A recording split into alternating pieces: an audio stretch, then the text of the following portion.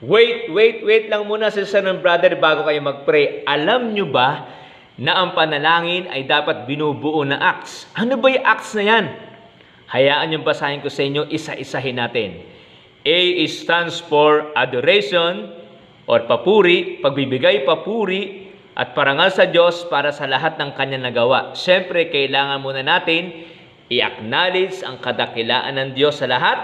And C stands for confession, pagkapahayag na nagawang kasalanan at pagkapatawad. Napakahalaga po na malaman natin na ang kasalanan ang nagiging dahilan kung bakit ang ating mga panalangin ay hindi naririnig ng Diyos.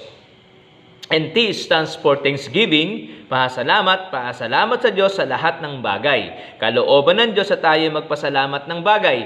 At panghuli po, S stands for supplication, pagbibigay ng kahilingan sa Diyos ng ating mga kailangan at nais. O ngayon, alam na po ba natin ang acts of prayer? Pwede na po tayo manalangin. Yun lang, maraming salamat po.